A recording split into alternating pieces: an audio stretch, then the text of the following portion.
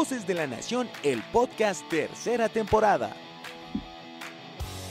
Descubriendo a los panistas, las historias y personas detrás de la política.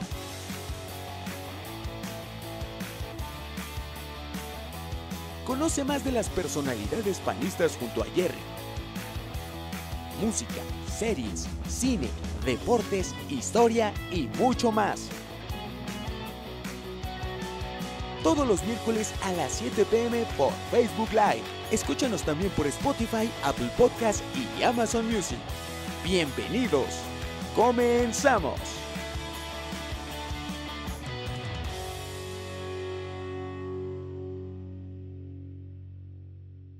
¿Qué tal, amigos? Bienvenidos a otro podcast de Voces de la Nación de la revista La Nación. Yo soy Jerry y espero que se encuentren muy bien. El día de hoy nos acompaña un invitado muy especial. Él es Julio Castillo, es director general, de la Fundación Rafael Preciado Hernández. ¿Cómo estás, Hola, Julio? Jerry, qué gusto qué bueno saludarlos. Y sí, también soy presidente de la fundación. Presidente de hecho, tengo también. la calidad concurrente como presidente y como director. Así es. Efectivamente. Ajá. Y el tema que queremos platicar hoy es el tema de la plataforma. Ya Sí. estamos en primavera, encampañados, y queremos dar a conocer también un poquito más de lo que se trata la plataforma del PAN, ¿no? Han estado trabajando estos últimos años, porque han sido años en esta plataforma. Y primero que nada, ¿nos quieres contar, si gustas, qué es una plataforma, por qué se hacen las plataformas? Bien. Para que Bueno, la plataforma yo creo que es uno de los documentos más importantes dentro de cualquier campaña. La plataforma es el cúmulo de propuestas que va a presentar el partido o bien el candidato. Es uno de los pocos documentos que es obligatorio registrar junto con la candidatura. Es donde vienen los principales puntos a desarrollar en la campaña y en el caso de ganar el gobierno. En el caso específico de este año, pues hicimos dos plataformas. Una fue la comisión que se hizo a partir de las 3 secretarias generales del PAN, del PRI y del PRD, Okay. en donde por parte del PAN además participamos Fernando Rodríguez Doval y un servidor. Y ahí se hizo la plataforma del Frente, ahora sí que de Fuerza y Corazón por México, que es una plataforma en donde están los temas en los que coincidimos los tres partidos. Obviamente hay temas en los que no coincidimos, por eso se registran dos plataformas, la plataforma del Frente y la plataforma del PAN. En el caso específico de la plataforma del PAN, a mí me tocó presidir la comisión encargada de su redacción, una comisión del Consejo Nacional. Y debo decir con mucho orgullo que es de las comisiones yo creo que más importantes que ha tenido la historia del PAN. En la comisión estaban personas como Ceci Patrón, que era nuestra secretaria general, como Toño Rangel de Querétaro, como Cecilia Romero, expresidenta del PAN, como el doctor Héctor Jaime, que yo creo que es de los académicos, además de ser un médico muy, muy, muy importante. Más aportó Katia Bolio, que llevó todos los temas de diversidad, Juan Carlos Romero Hicks, exgobernador de Guanajuato y especialista en educación, en ciencia, en tecnología, Teresita Herrera, doctora de Michoacán también, don Luis Felipe Bravo Mena, expresidente del PAN, ex embajador, don Fernando Canales Clarión, exgobernador de Nuevo León, además de exsecretario creo que de Energía también y de Economía, Kenia López Rabadán, que domina muchísimos temas, en especial género, en especial todos los temas de justicia, Fer Rodríguez Doval, que también es de los académicos ahora sí que más matados del PAN, igual que Maggie Martínez Fisher, Laurita Esquivel, nuestra secretaria de PPM, encargada de los temas de mujeres, Gustavo Madero estuvo en nuestra comisión, expresidente del PAN, Mariana Gómez del Campo en los temas internacionales, Vero Sobrado, que también es de las matadas del PAN, de las que les gusta estudiar, arrastrar la pluma, estuvo Manuel Cloutier Carrillo, hijo del Maquillo, una persona muy avesada en temas de campo, en temas de economía, en temas empresariales. Estuvo Josefina Vázquez Mota, que Josefina, además de haber sido secretaria de Desarrollo Social y secretaria de Educación, es especialista en temas de niñez. Claro. Entonces con ella hicimos todos esos capítulos, los revisó muy generosamente. También regresó al PAN y estuvo con nosotros Jordi Herrera, que fue secretario de Energía en el gobierno de Felipe Calderón.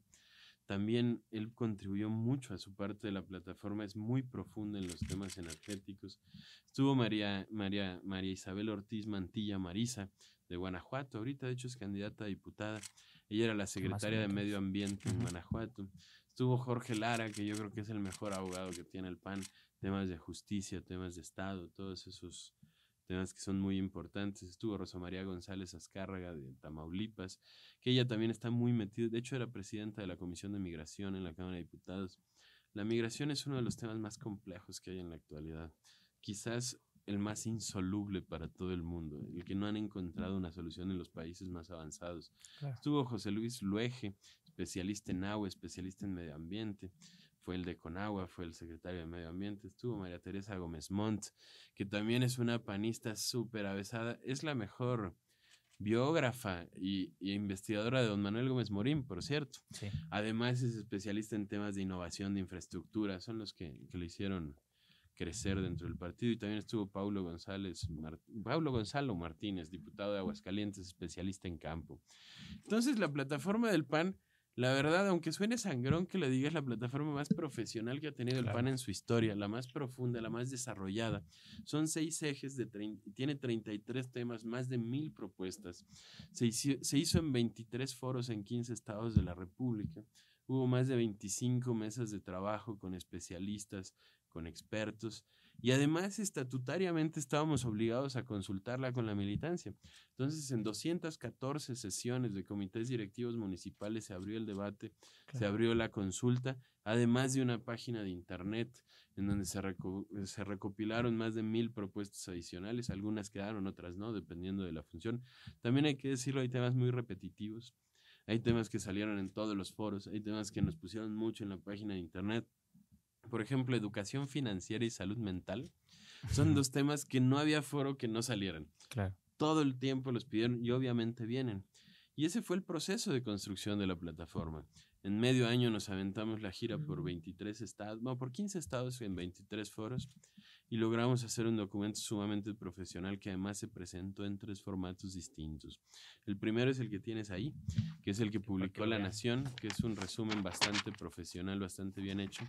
Lo hicieron ustedes, lo hizo la revista La Nación, la división, pues ahora sí que el compilado, para que no te quedara tan grande. Está la plataforma completa que se puede bajar de la página, plataforma PAN 2024.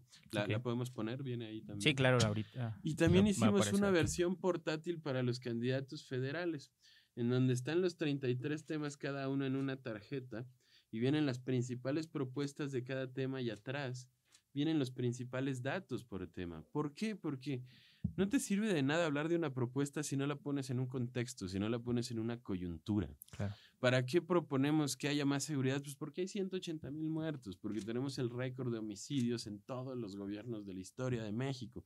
¿Por qué hablamos tanto de salud, del regreso del seguro popular, de un seguro universal? Pues porque dejaron a cerca de 50 millones de personas sin seguro, 20 que ya no lo tenían y 30 que quedaron a partir de la eliminación del seguro popular y creación del ya fracasado y eliminado también INSABI, ¿no? Claro. La verdad, la plataforma es un documento que vale la pena conocer, que vale la pena echarle un ojo, porque además es congruente con todos los principios del PAN. Es una propuesta de innovación. Vienen temas que en realidad nunca se habían tratado a fondo, temas como el indigenismo, temas como los adultos mayores. Nunca había habido capítulos específicos de una plataforma. Cuando yo empecé a trabajar en la Cámara de Diputados fue en 2003. En aquel entonces, yo trabajaba en la Comisión de Cultura, sí, y la plataforma traía 3 renglones de cultura. O sea, eso era todo lo que traía de cultura. Eran 2 propuestas en 3 renglones. Claro. Ahora tiene incluso un capítulo de la cultura. No son miles de propuestas, pero sí es un poco más el análisis de la coyuntura. Además, cabe mencionar que en la plataforma completa, la que tú tienes que hizo La Nación, son solo las propuestas. Sí. La plataforma completa tiene cada capítulo, cada uno de los 33 capítulos tiene un análisis inicial. Okay. De cómo están las cosas, las cifras, luego las propuestas y luego lo que le llamamos la mini plataforma, que es lo que se condensó en esta. Es como darle sentido a todas estas propuestas, ¿no? Porque ninguna propuesta funciona sin un contexto. Sí, claro. ¿Por qué quieres un seguro popular? Pues porque hay 50 millones sin seguro, porque se necesita, básicamente.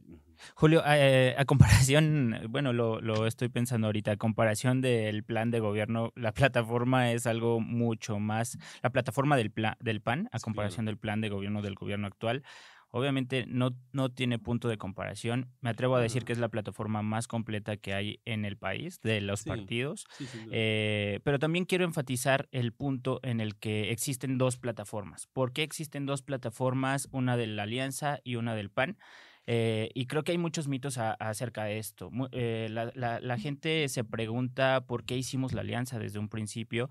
Y creo que estas plataformas dicen el por qué estamos haciendo la alianza, ¿no? Porque en las cosas en las que coincidimos, que es, por ejemplo, la democracia, que es la más fuerte, que tenemos que defender en este momento, pues tenemos que ir unidos en esas cosas, pero no porque vayamos con otros partidos, vamos a dejar de ser el PAN y vamos a dejar de defender nuestras propias ideas.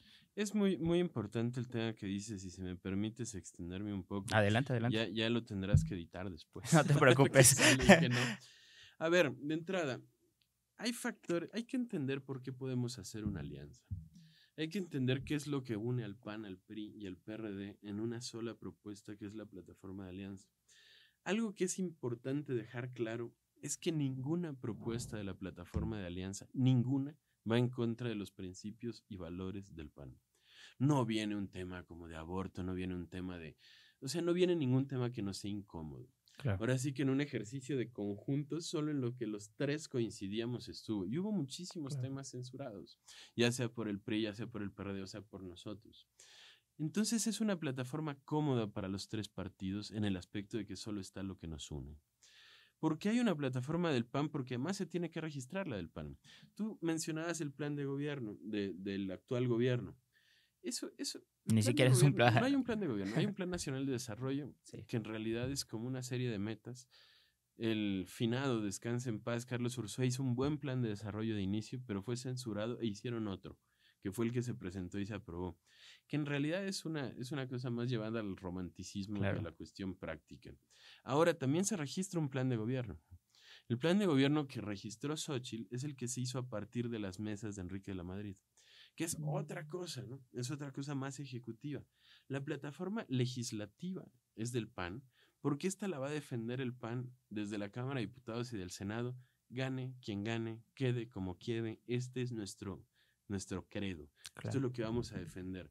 Ahora, en lo que hay que extenderse un poco, porque además es muy importante entender la narrativa de esta elección, es qué es lo que nos une al PAN, al PRI y al PRD para poder salir juntos. De entrada, ustedes seguramente han oído en las mañaneras la narrativa de los de enfrente decir que la alianza es contra natura, que es unir el agua con el aceite, que como la izquierda y la derecha, que qué hace el PRD con el PAN.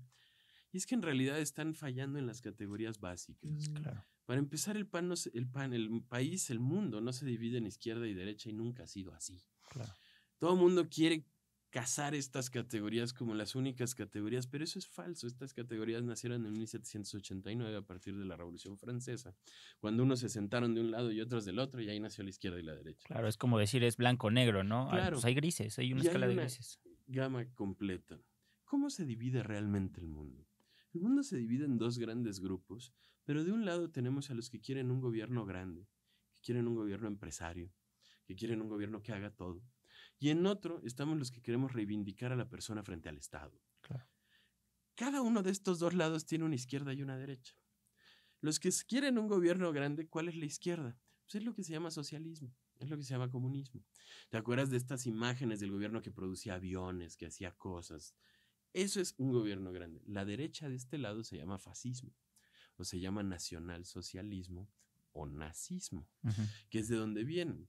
Por ejemplo, el PRI muchos años estuvo de este lado. El país México llegó a tener más de 1,900 empresas del Estado. Ahorita todos sabemos que Pemex y CFE son del Estado, pero prácticamente todas las empresas que se apellidan Mex eran del gobierno antes, como sí. Telmex, como Bimex, o sea, más de 1,900 empresas. Y normalmente cuento, porque a veces es muy chistoso contarlo, hasta los cabarets eran propiedad del gobierno de México. Y eran los únicos cabarets que representaban pérdidas en el mundo, porque el gobierno es muy mal empresario. Claro. El gobierno no se debe dedicar a eso. ¿Dónde está Morena? Morena está de este lado. El PRI estuvo de este lado hasta los 80s. El PRI se pasó al lado de reivindicación de la persona frente al poder. Cuando empezaron a dejar de ser los empresarios, empezaron a privatizar muchas de esas empresas, otras se eliminaron. Por ejemplo, Andrés Manuel López Obrador hace unos meses compró 13 plantas productoras de electricidad de Iberdrola. Y aquí la pregunta uno es, ¿va a haber más electricidad? No. ¿Va a ser más barata la electricidad? No.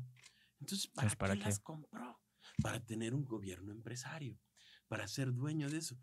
Y él lo justifica en un discurso de soberanía energética. No hay soberanía energética en México. El 90% del gas que se usa para generar electricidad viene de Texas. No hay soberanía, o sea, Claro. ni comprando las plantas lo lograría. Ahora, este otro lado también tiene una izquierda y una derecha. Este que busca reivindicar a la persona frente al Estado. La izquierda de este lado es lo que es el PRD. ¿Qué es la izquierda ahorita de este lado? Pues ellos van en algo que se llama la batalla de las identidades. Y lo que buscan es reivindicar al más débil. Por eso tienen agendas que si los gays, que si los transexuales, que si los afromexicanos, que si los indígenas. Ellos buscan proteger al más débil. Nosotros somos la derecha de este lado. ¿Qué es la derecha de este lado?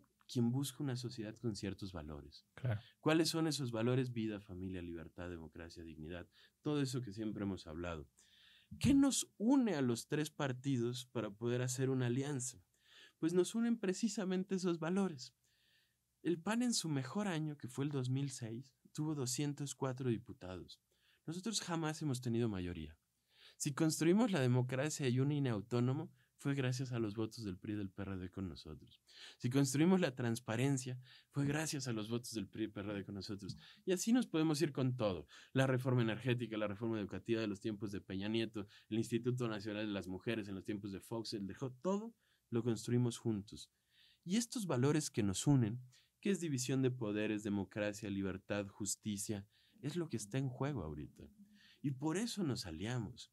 Porque lo que está en juego es que haya una división de poderes, que haya organismos autónomos que hagan contrapeso al poder ejecutivo. Que no todo el poder esté en el ejecutivo. Que no todo el poder se ponga en una persona, y mucho menos en una persona como la que lo tiene ahorita. Porque esa persona puede decir que tiene intenciones buenas, pero hacer lo contrario. Claro. O sea, eso es hablar ya de las consecuencias, pero nadie debe de tener tanto poder. Claro. Aunque sean auténticamente buenas sus intenciones, nadie debe de tener tanto poder nunca. Entonces, estos valores son los que nos unen. Y estos valores son los que nos hacen salir a pelear juntos. También hay una forma muy simplista de explicar esto. Ahora sí que acaba de fallecer Milán Kundera el año pasado y decía en su libro de la inmortalidad, dice que la única forma en que se unan todos los seres humanos es que nos ataquen los marcianos. Y es más o menos eso lo que está pasando. Hoy en día no está a riesgo el PAN, está a riesgo México y su sistema.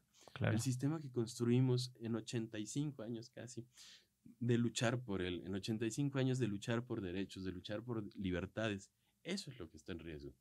Y por eso es muy valiente lo que hizo Marco Cortés, lo que hizo el Consejo Nacional, de atreverse a ir en una alianza con quien fue nuestro enemigo por más de 70 años. Claro. Nosotros aprendemos a hacer política con ellos también. Y también hay que decirlo, hay antecedentes de alianzas. En 1991 está la del doctor Nava, que es un personaje histórico en San Luis Potosí, que fuimos junto con el PRD, perdimos, por cierto. También ganamos Durango con el Negro Elizondo alguna vez. También, por ejemplo, aunque no es una alianza muy válida de decir, porque pues, todas las alianzas con el Verde sabemos que él se va con quien se vea fuerte.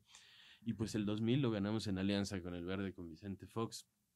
Antes del 2000, en el 88, con el pacto por la gobernabilidad con el PRI, después de la elección esta tan cuestionada, pues hicimos las primeras reformas a profundidad del PAN. Las reformas que permitieron la libertad religiosa, las reformas que permitieron un IFE autónomo en aquel entonces. Entonces eso fue una alianza de facto.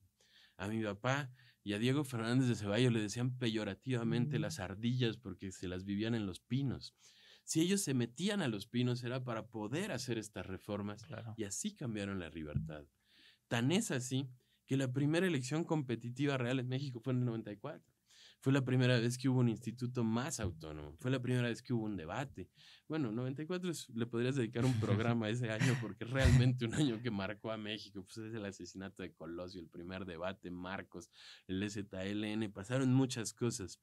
Pero el punto es que no es la primera alianza ni la única. El Pacto por México es el mejor ejemplo de una alianza PAN-PRI-PRD. Porque las reformas del Pacto por México, la mayoría salieron de la persona que estaba en la silla donde yo estoy ahorita, que es de Juan Molinar Orcasitas. Él fue el que hizo la reforma energética, la reforma en telecomunicaciones, la reforma educativa. Salió de ahí. Entonces esa es una gran alianza por una agenda común. A nosotros nos unen las ideas, no nos une un pragmatismo hacia el poder. Nos une defender a México, no nos une simplemente buscar un proyecto electorero de una vez. Es eso lo que estamos buscando y por eso podemos ir aliados. Al final, como mexicanos, pues el fin es estar mejor todos y no dividir a la población. ¿no? Mucha gente se lo toma como, pues, como en los equipos de deportes, ¿no? Yo soy de este color y voy a ser para siempre de este color. El Claro. fin de todo esto es que todos estemos mejor y por eso Y eso incluso todas lo dice estas el PAN en acciones. sus estatutos, el interés superior de la nación. Claro. Entonces nosotros salir en una alianza es justamente lo que buscamos, el interés superior de la nación. ¿Nos desdibujamos? No, porque aquí está la plataforma. Y quien quiera ver la agenda del PAN, la agenda de la vida, la agenda de la familia, la agenda de la dignidad, toda está en nuestra plataforma. El PAN es el PAN y va a seguir siendo el PAN. Y que no tengan duda quien nos vende eso. Somos el partido de siempre. Ahorita vamos en una alianza por este fin electoral, por este momento, por esta coyuntura que nos exige buscar un cambio de fondo. Además, tú lo decías ahorita, no es polarizar, es buscar estar mejor. Cualquiera que tenga 2 dedos de frente y haga un análisis mínimo de dónde está México, te va a poder decir las cosas van muy mal. En todos los rubros, no hay uno donde vayan bien. Y si ellos te dicen, te van a defender, oye, pero el dólar está bajo. ¿Pero por qué está bajo el dólar? Porque aquí tenemos 11% de tasa de interés. Es la tasa de interés más alta en el mundo. El mundo está entre el 3 y el 6%. Entonces llega algo que se llama capital golondrina, cambian sus dólares a pesos para invertir y ganan el 11% en CETES. Sí. Y el dólar es una mercancía como cualquier otra, funciona por oferta y demanda. Como hay muchos dólares, salen baratos los dólares, Claro. hay más oferta que demanda. No es un tema que la economía vaya bien, es que la tasa de interés está alta. Te van a decir, ¿qué es lo que ellos pueden presumir que les va a ir? Las pensiones de los adultos mayores, eso las instauró Fox. Ahorita sí las hicieron más grandes y llegó a más personas y ni siquiera estamos planteando quitarlas. De hecho, en la plataforma viene aumentarlas y bajar la edad. El otro día me decía, no es demagógico lo que estás diciendo. Desgraciadamente no lo es. ¿Por qué viene para grupos vulnerables bajar la edad? Porque la expectativa de los indígenas es mucho más baja que los demás. Claro. Entonces es una razón bien triste. También, ¿por qué podemos bajar la pensión? Porque la mala conducción de la pandemia de este país nos costó 4 años y medio a todos de expectativa de vida. O sea, hoy tenemos una expectativa de vida 4 años y medio menor que en 2018. Se pueden bajar las pensiones por eso. Claro. Porque te vas a morir antes. Y es tristísimo decirlo, Claro, pero está bien calculado. O sea, sí tiene una razón de ser. Y por eso todas estas razones que van a encontrar en estos documentos están muy bien justificadas. Totalmente. Una cosa muy básica para el PAN y prioritaria es el primer punto de la plataforma, que es persona al centro y tiene que ver con la dignidad de la persona humana. Claro. Entonces, ¿nos quieres comentar un poquito? El primer capítulo de la plataforma se llama Persona al Centro y es el que engloba prácticamente toda la agenda central del PAN. Empezamos con derechos humanos en un enfoque realmente funcional. Hay que recordar, mira, te va a sonar muy feo lo que te voy a decir, pero mucho de la plataforma es entender que ahorita empeoró el país. O sea, por ejemplo, viene a recuperar la Comisión Nacional de los Derechos Humanos como un órgano autónomo. Claro. Eso ya estaba. Ya era un órgano autónomo y funcionaba bien. Pero llegó Morena, le dieron en la torre, pusieron a un empleado de jefe y pues le quitaron la autonomía, le quitaron la funcionalidad, al grado que la titular dijo que se debería de cerrar hace unos meses. Entonces, ¿para qué te sirve un órgano así? Pues sí, si es así, Para mejor nada. no lo tengas. Ahí era donde se defendía a los más pobres, a los ataques a derechos humanos, y ahorita no está funcionando así. Sirve para defender al poder. Es lo Claro. opuesto de la función. Entonces viene derechos humanos con este enfoque. Luego viene familia. Oye, que- perdón. ajá. Por ejemplo, aquí en el tema de la Comisión de Derechos Humanos, pues ya sabemos que el presidente puede llegar y decir, oye, pues no, va a ser alguien que es afín a mí. Entonces, ahí, ¿qué se hace? Poner más candados, me En realidad imagino, es reivindicar el proceso. respetar la ley, hacer que Ellos se rompieron respete. la ley. Si tú buscas la votación en YouTube, hay un voto perdido. O sea, ellos hicieron una ratificación totalmente ilegal. Y eso lo señala, creo que fue Kenia e incluso Xochitl los que señalaron, esa votación está chueca y falta un voto. Lo hicieron a la mala. Y lo hicieron a la mala porque no cumplieron el primer requisito que hay, que es que no sea militante de un partido ni participe en una dirigencia. Pusieron una dirigente de Morena, que es hija de una antigua luchadora de derechos. Sí, pero no es ella. Estás Claro. hablando de una persona que está totalmente manipulada por el gobierno. Tiene que regresar a su autonomía. ¿Qué pasa aquí, Jerry? La democracia y la construcción del régimen democrático tenía muchos sustentos implícitos que no eran explícitos en la ley y nadie se había atrevido a romper. López Obrador rompió todos. O sea, el tema de atacar a la Corte, el tema de atacar a los órganos constitucionales autónomos, el tema de desaparecerlos, pues todo el mundo intuía que había ciertas reglas que no se rompían y se respetaban, ¿no? Claro. Ahora ya no es así y ya se pasaron a todo lo que da, entonces hay que explicitarlo, hay que dejarlo bien claro. El segundo punto después de derechos humanos, yo creo que es uno de los centrales del PAN, que es el tema de familia. Ahí es donde viene el sistema de cuidados, que lo dice mucho Xóchitl. Si nosotros tenemos un sistema de cuidados bueno, podría subir hasta 4 puntos el PIB. ¿Por qué? Porque estás hablando de todos los que cuidan a seres humanos que no pueden cuidarse solos, ya sean discapacitados, ya sean adultos mayores, ya sean bebés. Toda esa gente no cobra, toda esa gente no gana, toda esa gente no tiene seguridad social. Claro. Tenemos que llevarlos a un sistema. Luego viene jóvenes, que por cierto hicimos un foro muy bonito aquí con Débora en las instalaciones del CEN del PAN. Sí. Vinieron jóvenes de todo el país. Luego viene mujeres, que hicimos 2 eventos grandísimos con Laura. Incluso Xóchitl, desde que estábamos haciendo la plataforma, firmó el primer pliego petitorio de los 10 puntos de la plataforma en tema de mujeres. Luego viene el tema de niñez, que ahí sí me voy a permitir hacer una pausa. Adelante. Es un tema espantoso. Espantoso. México es el primer lugar de turismo sexual con bebés. La capital del mundo de sexo con bebés es Puerto Vallarta. Es como Tailandia en sexo con niños, nada más que con bebés. México, las cifras son para irte para atrás. Realmente es de miedo y no hacen nada por resolverlo. Como no votan, no los ponen, no atienden el tema, y es un tema muy complejo y muy amplio. Aquí sí debo de decirlo, gracias a Josefina Vázquez Mota, es muy profunda la plataforma en este tema. Ella preside esa comisión en el Senado y la verdad es un gran elemento para entender los temas, es buenísima. Luego está adultos mayores, que le hicimos con Carlos Madrazo, hicimos foros virtuales, hicimos otro presencial. Quedó muy bien. Porque, ¿qué decía don Carlos Madrazo? Aquí ¿cómo se llama? Acción en Plenitud, el director de Acción en Plenitud aquí del CEN. Pues él decía que las pensiones funcionan, pero eso solo te da miedo a no tener recursos económicos. Los adultos mayores también tienen miedo a la incapacidad y también tienen miedo a la soledad. Claro. Y esos son los 3 miedos centrales de los adultos mayores. ¿De qué hablamos en esta? No hablamos solo de una pensión, hablamos de dignidad en salud. ¿Qué pasa, Jerry? Te dan 2,700 pesos mensuales de pensión de adulto mayor. ¿Sabes cuánto cuesta una tomografía en la Ciudad de México? Cuesta entre 4 y 13 mil pesos, depende de dónde te la hagas. Sí. ¿De qué te sirve que te den una pensión si te lo van a quitar cuando no hay medicinas, cuando no hay análisis, cuando no hay doctores? Esto funciona ahorita como una tienda de raya de esas antes de la revolución, que te pagan con una moneda que solo puedes comprar en la siguiente ventanilla. Mismo. Lo que hay que cambiar es eso, es darles derechos plenos. Viene personas con discapacidad.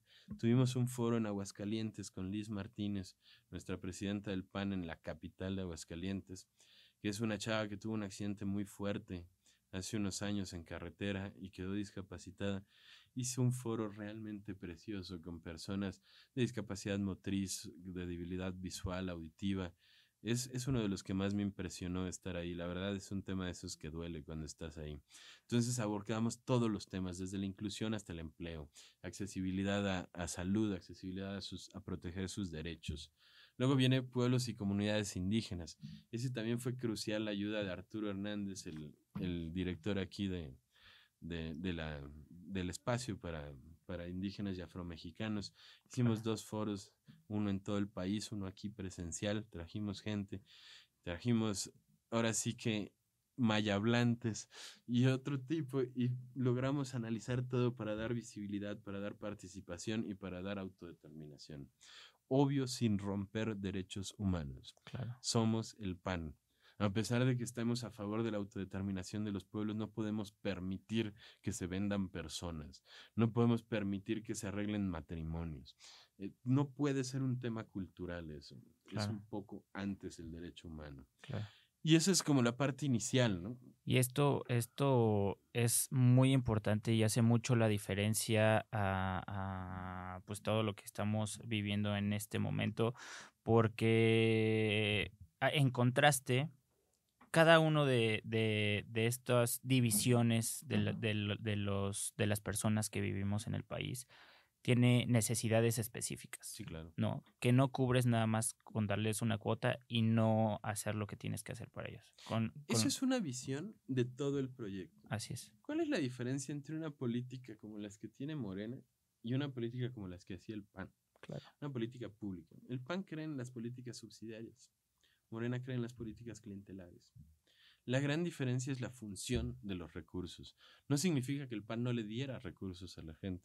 Significa que se las daba con un fin. Claro. ¿A quién le daba becas el PAN? A los que tenían buenas calificaciones. No a los compas o a los siervos de la nación. ¿A quién le daba oportunidades al PAN para alimentación? A las familias que tenían hijos y íbamos y pesábamos a los hijos y les hacíamos estudios. Y si iban bien los niños se les daba más apoyo, pero si iban mal se les quitaba. Claro. Porque quiere decir que el apoyo no estaba funcionando. Eso es la diferencia de una política pública subsidiaria contra una clientelar. La clientelar das el dinero y ya no te importa que es de él. Te liberas del problema. La subsidiaria lo que hace es buscar resolver un problema, no generar más. Ronald Reagan decía que un gobierno no debería medir sus logros a partir de cuántos beneficiarios de programas sociales tienen, Claro. sino a partir de cuántos salen de los programas sociales porque ya no los necesitan. Claro. Y esa es la forma de ver las cosas del PAN precisamente. Y además como persona, pues es mucho más da mucha más satisfacción poder realizarte, poder hacer Claro. lo que te gusta de manera profesional o de manera empírica y no depender de alguien más, ¿no? Tomar tus Claro. propias decisiones sin que lo tengas que gastar el dinero que te dan en las medicinas que te hacen falta, ¿no? La mejor política social es la que evita que la gente la necesite, la que genera que cambie. Ahora sí que el mejor apoyo social es un buen empleo. El gobierno no compra regalos y si los compra te los cobra de otra forma.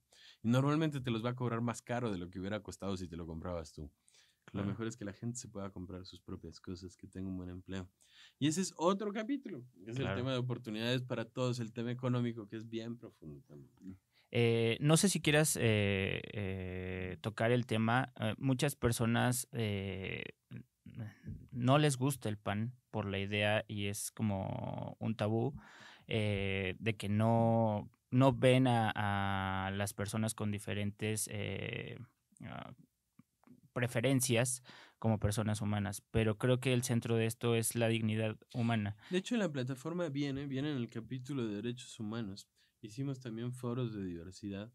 Y en realidad aquí lo que estamos buscando es que el punto central es que es persona, no importa su tendencia, su gusto o lo que sea. Claro. 2, todos tienen que tener derecho al acceso a la salud. No puede haber una crisis de medicamentos. Y 3, no se puede discriminar a nadie. Esos son los puntos centrales. No es un tema central en la plataforma. Cuando hicimos la primer capitulado venía incluso como un capítulo. Claro. Pero en la comisión sí me dijeron eso hay que ponerlo en derechos humanos. Totalmente. En lugar de ponerlo aparte. Y tienen razón. Y está bien. Yo quería inicialmente tener un capítulo, pero por algo quedó así y creo que está muy bien. Está incluido porque estamos hablando de dignidad. El problema de la diversidad sexual es que juega dentro de 3 ejes, ¿no? Uno es lo que se asume, otro es lo que le atrae y otro es lo que nació, ¿no? Claro. Entonces hay mezclas muy ambiguas luego, ¿no? Es una persona que nació varón, que se asume mujer y que es lesbiana, ¿no? Entonces dices, entonces, ¿por qué no te quedaste siendo hombre si te gustaban las mujeres? Claro. Porque es diferente lo que te asumes. Claro. Son concepciones que se tienen que abordar. Aquí lo vemos desde el punto de la dignidad de la persona, lo vemos desde el punto de atención para todos, lo vemos desde el punto de que no se puede discriminar a nadie por ninguna razón, ya sea de diversidad, ya sea de raza, ya sea de lo que sea. Pero sea quien sea, necesita o sea, como necesidades básicas lo que está proponiendo el PAN, que Sí, le hace claro. falta en este momento al Claro. país y tienen que Sí. ver eso, ¿no? Y no es un tema de promoverlo, es un tema de que así debió ser siempre. Es un tema que se ha dejado de hacer. No se le dé lugar a las personas y las personas deben de estar al centro de toda política pública. Totalmente. ¿Quieres contarnos un poquito más del siguiente punto? El siguiente punto es Estado, federalismo, democracia y justicia. Es un punto profundo porque habla del equilibrio de poderes, de la consolidación de un régimen presidencial, pero que sea democrático y con contrapesos, de la utilidad del poder legislativo, quitar un poco la sobrerepresentación, obviamente la autonomía del Poder Judicial, no solo en sus decisiones, sino también en sus presupuestos y de todos los órganos autónomos. Fortalecer el federalismo, Jerry, es una de las cosas centrales de la agenda del PAN desde siempre. Para que te des una idea, la distribución de recursos, más o menos es 70% el gobierno federal, 26%, 25 y pico por ciento los estados y 4.6% los municipios. Los 2.469 municipios de este país reciben el 4% de los recursos. Hace rato estaba viendo Epigmenio Ibarra y decía, es que el problema de la seguridad la tienen que resolver los municipios. No, compadre. El 70% de los recursos los ejerce el gobierno federal. No puedes pedirle al municipio que con lo que le das de presupuesto resuelve el crimen organizado. Claro que no. No tiene el poder de fuego, no tiene el poder de inteligencia, no tiene la capacidad de hacerlo. Y en eso nos podemos ir a todos los temas. El de seguridad es muy evidente, pero no puede resolver hacer una presa, no puede resolver hacer drenaje, no puede resolver muchas cosas de profundidad que los municipios no hacen. Luego, pues está el tema de también fortalecer los estados. Una reforma urbana, que haya un ordenamiento nuevo. Hay muchos lugares que ya son municipios integrados en zonas urbanas y hay otros que no. En 1980 y pico hicieron una planeación de los 100 municipios que iban a ser ciudades con más de 100,000 habitantes en los siguientes 10 años. Retomamos esa idea para poder planear a futuro. ¿Cuál es el problema de México? Que nos gusta mucho parchar lo que falla, pero no lo resolvemos de fondo. Entonces los problemas se van acumulando. Es el ejemplo del metro, ¿no? No le das mantenimiento hasta que se cae. ¿Por qué se cayó la línea 12 y no la 1? Porque debió haber estado mal hecha de raíz. Pero bueno, ese es otro tema. Luego viene una reforma electoral que siga ponderando la democracia, que siga haciendo crecer al país democráticamente. Viene el tema de combate a la corrupción. Aquí es importante decirlo. Hay dos tipos de corrupción básica. Esto es algo que hablaba mucho con el Maquio Jr., con el Manuel. Okay. Y me decía, una cosa es la corrupción individual, que es normalmente la que persiguen, la del personaje que se corrompe, sea político, sea policía, sea lo que sea. Pero también hay una corrupción institucionalizada, y esa es la que hay que combatir. Esta que funciona como funciona el Tren Maya, que se descarriló ayer, ¿no? Sí. Que dicen, oye, esto es un sabotaje. Sí, sin duda es un sabotaje. Es un sabotaje de quien puso los materiales, de quien puso la construcción, que hubo una corruptela ahí que hizo que metieran materiales más baratos y por eso está fallando. Claro que es un sabotaje. No es un sabotaje de alguien que pateó la vía, por Dios. O sea, que el presidente no sea ingenuo, pero sí es un sabotaje. Luego hablábamos de seguridad y justicia. Esta es una de las propuestas más atrevidas que tiene la plataforma, porque hablamos un poco como lo tiene Estados Unidos de un Justice Department, de una Secretaría de Justicia y Seguridad que vaya unida, como la Fiscalía de Estados Unidos que une ambas cosas y además es autónoma. Claro. Entonces es sacar un poco del poder la impartición de justicia, no solo desde el Poder Judicial, sino desde la persecución. Claro. Desde el orden. Por ejemplo, el FBI no le responde al presidente de Estados Unidos. O sea, hay muchas cosas así que responden a otros modos. Entonces lo que hicimos fue tomar los ejemplos de los lugares donde sí funciona para intentar traerlo aquí. Inclusive pueden investigar al presidente, es claro, porque si no hace las cosas, eres juez y parte. Exacto. Exactamente. También vienen muchas cosas de seguridad pública, de seguridad local, de atención a víctimas, que es otra de las deudas centrales. El capítulo de economía, de oportunidades para todos, presenta un nuevo régimen fiscal para las familias que beneficie. Ahora sí que en este país la clase media paga todo 2 veces. Sí. Si tú eres clase media, le pagas a tu hijo la colegiatura y además estás pagando la educación pública. Claro. Si tú eres clase media, pagas el policía de tu edificio, de tu privada y además estás pagando la seguridad pública. Que todo eso sea deducible. Es un gasto que no está haciendo el gobierno. Es un gasto que se está ahorrando el gobierno porque tú lo estás haciendo otra vez. Claro. Pues que todo eso sea 100% deducible y sin tope. Todo esto también es para apoyar la economía familiar, es parte de eso. Aquí viene trabajo digno, emprendimiento, autoempleo, todas estas nuevas figuras. No viene, por ejemplo, teletrabajo, pero porque eso se legisló desde la pandemia, eso ya está en las leyes. Claro. Tenemos un capítulo de infraestructura. ¿Sabes? Países como Perú tienen un órgano de infraestructura autónomo a 5 años. Países como Alemania lo tienen a 30 años. Porque la infraestructura se tiene que planear a largo plazo. Claro. No puede ser que hagas una tubería para este sexenio o que llegue un presidente y diga, podemos cancelar un aeropuerto, hacer otra cosa. La infraestructura es una visión a largo plazo. Y si no se piensa así, no va a ser. Claro, y tiene que ver también mucho con la planeación urbana que Claro, mencionabas, es eso. con Es las un círculo. necesidades. No puedes poner un basurero al lado de Claro, de una viviendas. escuela, ¿no? Sí, o sea, también. Si tú vas a Nueva York y ves, por ejemplo, los drenajes, son como ciudades. Sí, Dices, el que construyó esto lo pensó a 100 o 200 años. Obviamente, cuando lo construyeron no lo necesitaban, estaba sobrado. claro. Pero un ejemplo mundial de distribución de agua es en Nueva York, porque fue pensado a largo plazo, no al cortoplacismo de resolver y ganar una votación. Y así debemos de empezar a pensar. También hablamos de innovación, gobierno digital, cultura gubernamental basada en datos.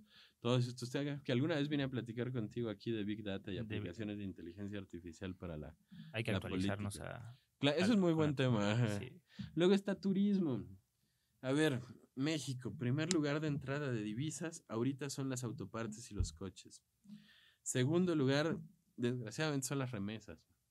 Tercer lugar es el turismo. Si nosotros invertimos en infraestructura turística y lo hacemos bien, lo hacemos un área de inversión estratégica, puede convertirse en el primer lugar de acceso de divisas. Cuarto lugar, por cierto, es el petróleo. Entonces, el turismo está abandonado. ¿Por qué está abandonado? Porque el turista busca seguridad. Si no hay seguridad, no hay turismo. Son cosas básicas. Ese es un tema que también viene mucho en la parte económica de nearshoring. ¿Por qué no ha venido inversión a México? Bueno, si les preguntas a los del frente, te van a decir que creció 2.6% la inversión extranjera en México, y es cierto. Ahora, en otros países ha crecido 1.700%. En otros países de América Latina ha crecido 240%. ¿Por qué es la diferencia? Porque para que haya inversión tiene que haber tres cosas. Una es agua. El 72% del país está en sequía. Otra es electricidad. El sistema eléctrico está topado. Ahorita, si tú abres una empresa, una nave industrial, te van a decir que tú pongas los postes de luz, se los dones a la Comisión Federal y 6 meses después te pueden conectar a la electricidad. Además, esa es una área estratégica de política del gobierno. Por eso salió el PG a decir que podían pasar la inversión de Tesla a Hidalgo, porque solo ahí les ofrecieron electricidad. Claro. Pero Tesla endureció la pata y se quedó donde quería, ¿no? Esa es una parte política importante. Y la tercera es seguridad. Seguridad en dos rubros. Seguridad de que no te van a secuestrar, no te van a matar a la gente que trabaja en tu empresa. Y seguridad de que te van a respetar. Seguridad jurídica. Que no te van a estatizar. Que no te van a embargar. Y no tenemos ninguno de estos tres puntos. Si queremos resolver el nearshoring y la inversión, tenemos que resolver estos tres. Si ahorita hubiera electricidad, seguridad y agua en México, habría más de 1000% extra de inversión extranjera. Las inversiones que se han captado por el fenómeno, por el nearshoring, son inversiones que hacen las mismas empresas y crecen. Claro. O sea, por ejemplo, creció la Volkswagen, ¿no? O sea, le metió otros 1.700 millones de dólares. Pero no hay algo nuevo. Claro. Y eso es lo que está pasando. Luego está México Digital, que pues hablamos de toda la conectividad y la transformación. Ahora sí que lo que del otro programa, Sí. la red 5G, la utilidad del cómputo en la nube, la utilidad de las bases de datos, de la utilización de toda la tecnología. Y Luego, la coordinación de esto también. la Se coordinación y tiene que utilización de legislar. eso. Eso nos deja fuera del mundo futuro. La verdad, yo soy un convencido de todas esas cosas, porque además lo veo. La inteligencia artificial está llegando a niveles ya muy locos. Y para poder ser competitivo en el mundo que viene, ahorita estaba con el director administrativo de la fundación. Le digo, mira, ponle al ChatGPT que dibuje a un chihuahua en una tira cómica desayunando, yéndose a su trabajo, y te hace toda la creación. Sí. Y además es libre de derechos. Sí. O sea, lo puedes meter a una revista, lo puedes meter a lo que quieras. Dices, híjole, la inteligencia artificial primero debió haber aprendido a lavar y planchar ropa, que es algo que no me gusta hacer. Que otras cosas, ¿no? Pero bueno. Luego de ahí viene un capítulo que fue trabajadísimo, porque estaba Luege, porque estaba Marisa, porque nos ayudó Gabriel Cuadri, porque hay mucha gente que tenía muy claro el tema ambiental en la comisión. Y pues empezamos con agua, nos vamos a acción climática, nos vamos a biodiversidad. La verdad, si no empezamos a cuidar el país, no va a haber país después que cuidar. Ajá. Exactamente, también debería de ser primordial Es primordial. porque en unos cuantos años o No, ya está décadas, pasando, Jerry. O sea, ese 72% de sequía no es en balde. así es. En este país se talan 7 árboles por segundo. Por segundo. Cuando me entregaron ese dato los investigadores de la fundación, les hice que lo rehicieran 4 veces porque era realmente imposible de creer. Sí, sí, sí. Y es así. En fin. Luego, pues la economía circular, que es todo este tema de la economía verde, que es todo esto del reciclaje, de la reutilización. Luego el tema de energía. El tema de energía es precioso cuando lo entiendes, pero es muy complicado. Existe Pemex, existe CFE. Ambos ahorita generan pérdidas. Pemex genera pérdidas especialmente en refinación. Cada barril de petróleo convertido en gasolina nos cuesta $35. Para que veas el promedio mundial, una empresa privada gana $10 por barril refinado. Ok. Brasil, que es un sistema similar al de México, una empresa estatal, gana $5. Nosotros perdemos $35 por barril producido. ¿Qué pasa además? El 30% de ese barril, o sea, de ese petróleo, se convierte en combustóleo, que es la sustancia más contaminante del petróleo. Si nosotros tuviéramos plantas coquizadoras en cada refinería, produciría solo 3% de combustóleo. Pero no, produce el 30%. Entonces López Obrador hizo un decreto para que la electricidad se produzca ahora con combustóleo. Y estamos realmente matando a las generaciones que vienen porque estamos generando la contaminación que no se había generado desde los 90. Es la basura. Es la basura en el aire. Sí. Es el tema de Tula, es el tema de Cadereyta, es el tema de todos estos lugares en donde para generar electricidad queman combustóleo, pero hay 2 llaves. Está la del gas o la del combustóleo. Lo que pasa es que el combustóleo no lo pueden vender en ningún otro lado. Hasta hace 4 años, el combustóleo se podía usar en la industria marítima. Ahorita está prohibido en la regulación internacional usarlo hasta ahí. O sea, es basura. Lo que tienes que hacer es producir menos. Aquí en la Ciudad de México, donde estamos, si te fijas, ha habido contingencia ambiental unas 4 veces en el último mes y medio. Cuando yo crecía en los 80s, 90s, había algo que se llamaba inversión térmica. Y no íbamos a la escuela, así como la contingencia ahorita, ¿no? ¿Por qué dejó de haberla? Porque transformaron las plantas a gas. Ahora las regresaron a combustóleo. Entonces, otra vez es eso. Entender Pemex es entender un entramado de unas 6 empresas cuando menos. Petroquímica, refinación, extracción. Extracción, por ejemplo, sí tiene ganancias. Investigación y extracción, o sea, la que busca el petróleo y lo extrae, sí tiene ganancias. Pero refinación está en el piso. Y yo no veo que se vaya a resolver pronto, ni mucho menos se va a resolver con Dos Bocas. Es más, Dos Bocas no creo que saque gasolina nunca. Por una simple razón. Generar gasolina genera desechos de combustóleo y de coque altísimos. Y no hay vías de tren que salgan de Dos Bocas para poder comercializar eso o sacarlo de ahí. Para que te des una idea, al 100% de funcionamiento de Dos Bocas tendría que salir un camión cada 3 minutos de todo el día, las 24 horas, sacando combustóleo o coque. Además, el combustóleo solo se puede transportar a temperatura de quemarlo, o sea, 40 grados. Entonces va prendido en los trenes. Es realmente un rollo complejísimo. Sí, eso yo no lo sabía. Eso lo puedes leer en el nuevo libro de Pablo Iriart. Okay. Es el primer capítulo y está clarísimo. Okay. Se llama AMLO, el costo de una mala idea, algo así. Está buenísimo el libro. Otra cosa de la energía. Pemex está quebrado. Pemex debe 2 billones de pesos. 2 billones, 1 peso, 10 pesos, 100 pesos, 1000 pesos, 10,000 pesos, 100,000 pesos. 1 millón de pesos, 10 millones de pesos, 100 millones de pesos, 1000 millones de pesos, 10,000 millones de pesos, 100,000 millones de pesos, 1 billón por 2. Eso es lo que debe Pemex. Pemex está calificada su deuda como que ya no pueden invertir en él. Es un problema real, es un problema de fondo. Además, no le veo una solución simple. En fin, aquí se habla de eso. También se habla de ciertas cosas como el SENACE y el SENAGAS. Ahí es donde la comisión llegó a la conclusión de que es donde México tiene que funcionar como empresa. No solo en la generación de electricidad, en la distribución. Ahora sí que como Amazon. Amazon es un gran monopolio, pero no es un monopolio de productos. Tú puedes vender tus productos en Amazon. Lo que Amazon tiene el monopolio es la distribución de esos productos. Ahora sí que son dueños de las carreteras, por decirlo de algún modo. Eso es lo que debe de poseer el gobierno mexicano, la red eléctrica. No tanto la producción se puede diversificar, que hay energía, como lo fue con la reforma de Peña Nieto, que ahorita está en pausa, porque lo sacaron a todos, estúpidamente, claro, pero de hecho nosotros pagamos ahorita la energía más sucia, más cara. Antes pagábamos más barata y más limpia, porque eran las primeras que entraban en la pirámide, con Andrés Manuel la invirtieron. Por un tema que él tiene, que él creció en los 70s, cuando llegó a Tabasco la refinación y las plantas de petróleo, y pues todo el mundo creyó que ese era el crecimiento y el auge económico, la distribución de la riqueza, ¿no? Claro. Todo eso. Energía es un tema profundo, como te decía, el SENACE, la transmisión de energía. ¿Por qué es importante que eso lo haga el Estado? Porque eso sí tiene una labor social básica. No se lo puedes dejar al mercado. Si tú le dejas al mercado eso, nunca llegaría la energía a la Sierra de Chihuahua, porque no es rentable cablearlo. Ahí es donde viene la función social del Estado. Pero quien la produce debe de ser quien la haga más barata. O sea, porque ese es el interés de la población, ¿no?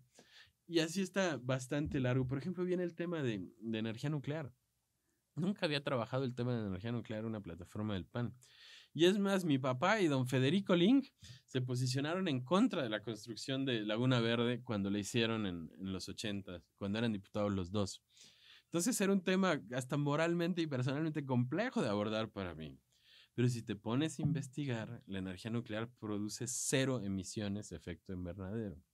Y sí, contamina, por ejemplo, el tamaño de una aspirina así de plutonio, que es lo que queda del uranio después de que generó, pues sí va a contaminar 3000 años. La tienes que guardar de una manera muy segura y ponerla en lugares especiales. La diferencia es que con esa aspirina generas lo mismo que con unas 12,000 toneladas de carbón. Y el problema es que el carbón, la contaminación no la vas a ver, pero te va a matar. Claro. Y a tus hijos la van a tener en los pulmones. Claro. Entonces tú decides, ¿no? Además ya hay reactores de 4ª generación que son modulares, que pueden reutilizar el uranio convertido en plutonio como un segundo combustible.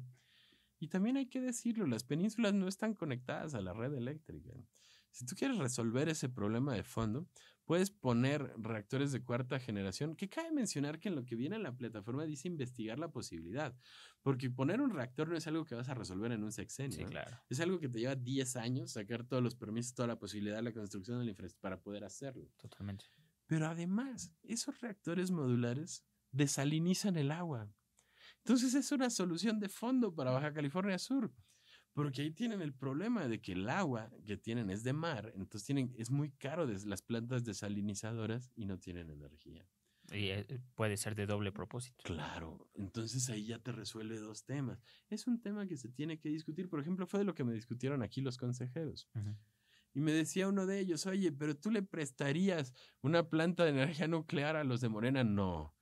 Pero no puedo pensar una plataforma pensando en qué le voy a prestar a Morena. Si a ellos se les murió una palmera en Reforma y no la pudieron mantener viva, no les prestas una planta de energía nuclear nunca. Y si está el caso de Chernobyl y el caso de Fukushima, que asustan a cualquiera. Y hay que tener mucho cuidado, porque la otra vez nos mencionaba Carlos Valenzuela que la planta en Veracruz está siendo descuidada. Obviamente sí está en manos de una empresa, de un privado, pero lo que hay alrededor del reactor, pues también se tiene que cuidar. Y ese tipo de cosas... es una política pública integral. Sí. Pero a ver, los países evolucionan. Estados Unidos tiene más de 100 reactores funcionando. Francia tiene 40 y pico. Alemania los cerró. El último gobierno de Angela Merkel tenía de ministro de Medio Ambiente a una persona que estaba en contra de eso y cerraron todas. ¿Por qué lo pudieron cerrar? Porque la energía en Alemania se generaba con gas barato que venía de Rusia. Uh-huh. Pero ahora que volaron el túnel Nord Stream, uh-huh, pues le sale carísima la electricidad. Uh-huh. ¿Cuál es su apuesta? Generar pilas gigantes. Claro. Generar contenedores de energía para que la solar... Es que también aquí hay un punto muy básico que no te expliqué. Uh-huh. Tú solo puedes generar corriente base o quemando hidrocarburos o con energía nuclear. La energía solar funciona cuando hay sol, la energía eólica funciona cuando hay aire. Y esas tienen altos y bajos, pero tú necesitas una corriente base, como un río. La energía no se puede almacenar, no hay pilas gigantes. Claro. Esto de lo que se produce lo que hay. Por eso hay picos en las empresas generadoras de energía, ya sea en las plantas o ya sea en las de energía nuclear o cualquiera. ¿Por qué cuando se genera más? Cuando jalan más luz. Y solo se puede generar o con nuclear o con quema de hidrocarburos. Las energías limpias son para los picos. ¿Gustas? Sí, todo bien, todo bien. ¿Qué más? Pues obviamente viene educación. Claro. Obviamente viene un capítulo súper profundo de salud. Ese fue el doctor Héctor Jaime. Así como la educación fue Juan Carlos Romero Higgs con Josefina y otros. Escuela Viva, Escuela del Centro. Echar para atrás todo el tema de nueva escuela mexicana. Mira, para que te des una idea, Jerry, 1 de cada 100 alumnos mexicanos de 15 años, 1 de cada 100 puede diferenciar una opinión de un dato. 1 de cada 100. En Estados Unidos son 10 de cada 100, pero Estados Unidos tiene el mismo problema que México. El tema educativo se volvió un tema más laboral que educativo, un tema más de sindicatos que de estudiantes. Si te vas a otros países pasan del 30%. No podemos enfrentar el mundo que se está viviendo sin una educación muy, muy bien llevada. Claro. Y el estudiante tiene que ir al centro. Y el aprendizaje tiene que ir al centro. El otro día veía un debate con López Dóriga de este tipo Marx Arriaga contra Aurelio Nuño, que era el secretario de Educación de Peña. Y parece que estaban discutiendo de materia laboral. Es que el sindicato, es que los maestros, ustedes no les hicieron caso. Y oigan, el tema es educación. O sea, no tiene que ver con plazas, tiene que ver con alumnos preparados. Tenemos que sacar ese tema del tema sindical, de laboral, y hablar de la educación en sí. ¿Qué libros de texto se van a hacer los que se necesiten? ¿Qué cosas se tienen que aprender? Pues obviamente las STEM, ciencia, tecnología, matemáticas, todo eso es lo que tenemos que centrar ahorita. Si no, te vas a quedar fuera. Ahorita platicábamos del ChatGPT, hacen cualquier cosa con esas cosas. Tenemos que entrar a ese mundo. Desde inicios de siglo, se invirtió en algo que se llama economía del conocimiento. Entonces, normalmente medías los países a futuro a partir de cuánto producían, cuánto tenían. A partir del principios de siglo se inventó este concepto de economía del conocimiento y se miden a partir de cuántos patentes registran y cuántos derechos de autor registran, cuántos artículos de investigación, no de opinión, de investigación, papers, sí, claro. sí, de esos seriados, científicos, sí, claro. se publican y estamos en el hoyazo. Los países que más han logrado salir de la pobreza lo han hecho porque invirtieron en este rubro, en economía del conocimiento. ¿Cuál es la diferencia entre Corea del Sur y México? Esa es la diferencia. Hace 20 años estábamos igual. ¿Por qué ahora ellos están allá y nosotros acá? Porque invirtieron en economía del conocimiento. Claro. Formar una generación para lo que viene. Obvio viene todo lo de seguridad social, combate a la pobreza, vivienda digna, que son cosas que no se han visto en México. Tú puedes medir el desarrollo social con salud, con vivienda y obviamente con bienestar, ¿no? O sea, con ingreso. No he invertido un peso en vivienda. Como todo en este gobierno acusaron que había corrupción en la construcción de vivienda social. Ahora no hay vivienda social. Y además tienen la cartera benzina más grande de la historia del país en Infonavit. Porque no cobran. En fin. Y luego pues está como en todas las plataformas. El último capítulo es el capítulo internacional. Claro. Otra cosa que no te dije es que en el económico, por ejemplo, empezamos con campo. El campo está abandonado también. Todos los programas sociales del campo los fueron retirando. Nos reunimos con campesinos, con agricultores, con productores. Es un problema real. Porque además tú dices, oye, hay sequía. Eso afecta a la flora, no a la fauna. Sí afecta a la fauna. Porque ahora en vez de poder sacar tu ganado a pastar, claro, tienes que pagar el forraje. Y eso pues hace que crezca el precio o bien que tengas que sacrificar más joven al ganado, que es lo que acaba pasando. Y tienes carne de menor calidad. Y así lo puedes ver desde las abejas y hasta las vacas, ¿no? O sea, claro, es un problema global en todo el medio. Y así pues cada tema tiene sus vicisitudes. Sería complicado explicarte todos, ¿no? Pero, por ejemplo, cultura viva. A mí me tocó estar en una reunión a principio del sexenio, cuando Mario Delgado era diputado todavía, en donde les aseguró a los cineastas en Zoom que no se iban a quitar los fideicomisos para el cine. 10 días después ya no existían. Y en esa reunión estaba Del Toro, estaba González, o sea, estaban los cineastas, ¿no? Sí. Y dices, este gobierno le dio la espalda a la cultura. De hecho, muchos amlopentidos son personas del medio cultural, como Susana Zabaleta, que venían de cierta visión de que, como AMLO lo veían de izquierda, iba a ser alguien que promueva la cultura y las artes. Eso no es cierto. Lo único que se invirtió, y se invirtió mucho y mal, fue en hacer Los Pinos un centro cultural. Ahí se ha ido el presupuesto de cultura. Todo lo demás se ha quitado. Los fideicomisos, el apoyo a creadores, y ni hablar de lo que pasó en pandemia. En salud no podemos tocar el tema de salud, sin hablar de que en México 1 de cada 168 personas se murieron innecesariamente. Si estamos hablando de unos 782,000 muertos por la pandemia. Es una deuda que tiene el gobierno con los mexicanos. Pesada. 1 de cada 168, Jerry. Si tienes 1,600 personas en tu Facebook, hay 10 que se murieron en la pandemia. Si tienes 3,200, hay 20. Si tienes 5,000, ya son como 35, 40. Sí, todos tenemos un conocido o familiar, un amigo, un familiar que se murió en la pandemia. Y además se murió innecesariamente. Totalmente. ¿Por qué fue tan innecesario? Por la mala función y también porque México tenía promedio de edad de vida en la pandemia de 29 años. Si le preguntas a cualquier científico internacional, te dice, no se hubiera muerto nadie. ¿Por qué se murió tanta gente si el promedio de edad es 29 años? Sí. ¿A quién le pegaba el COVID? A las personas mayores normalmente. ¿Dónde está eso? Se tiene que ver. Y ya que estamos en ese tema, a manera de análisis general, yo lo veo como, pues, este gobierno es nocivo para la salud. ¿Por qué?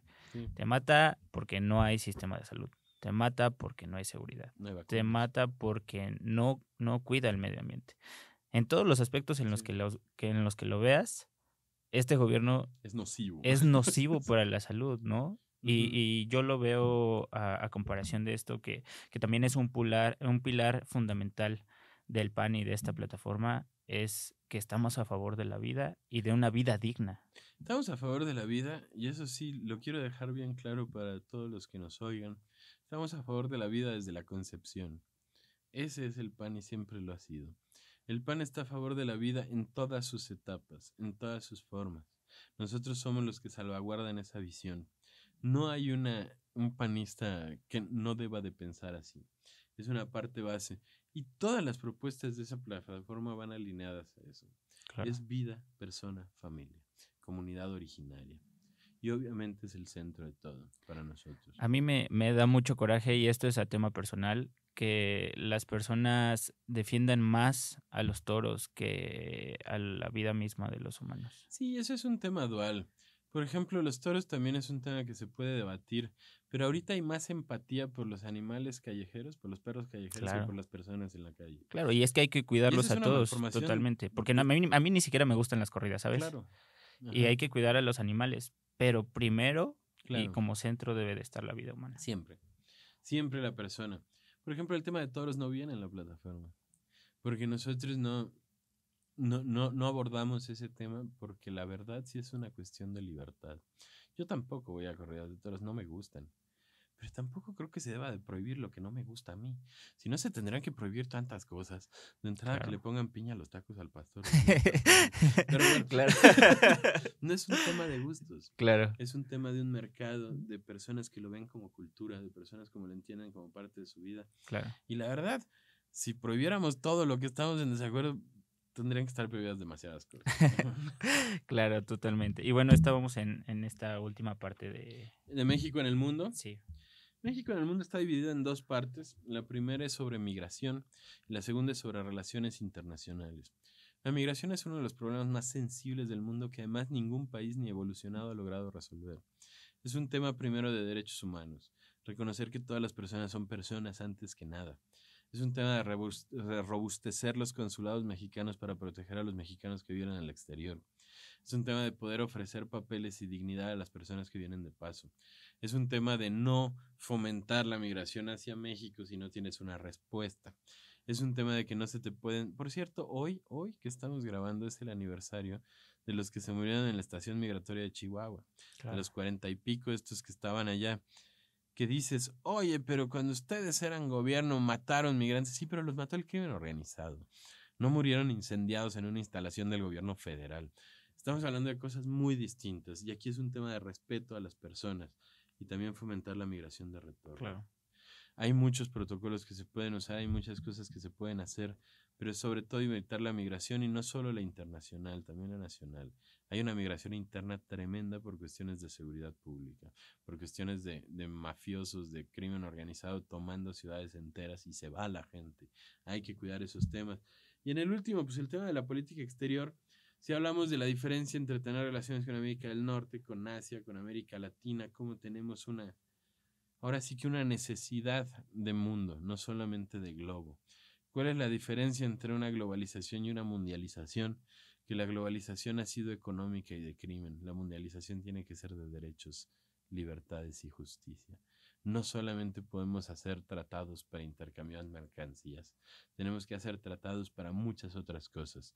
Xochitl lo ha dicho, de hecho, la primera precandidata en ese momento con la que nos reunimos como comisión fue Xochitl, cuando se instaló aquí arriba en la sala CEN.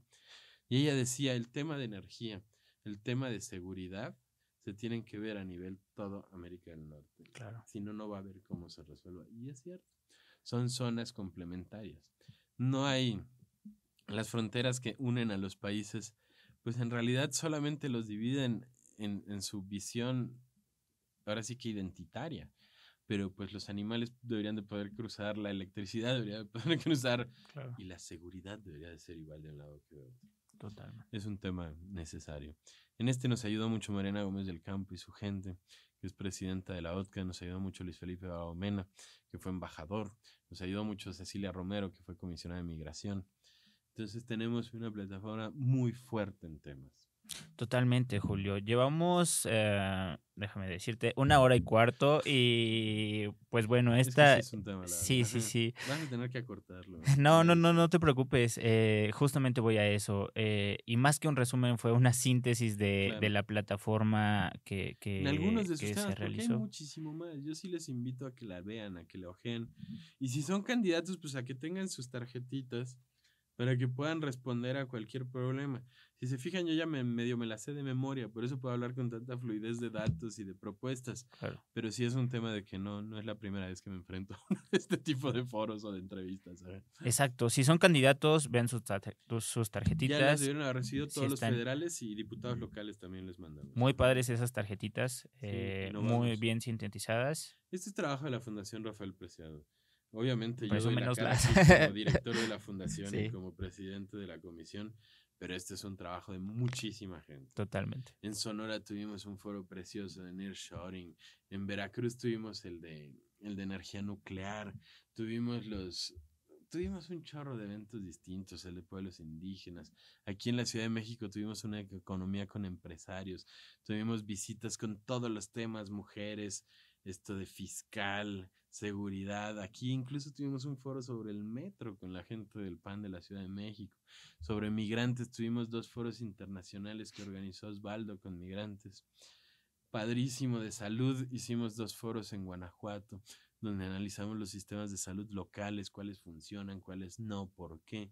Hicimos otro en Guanajuato, todo esto lo hizo el doctor Héctor Jaime, obviamente, en donde se veían los dos lados, la parte de salud pública y la parte de salud privada, cómo se complementan en tema de mujeres. Hicimos reuniones de alto nivel de gobierno digital, de innovación.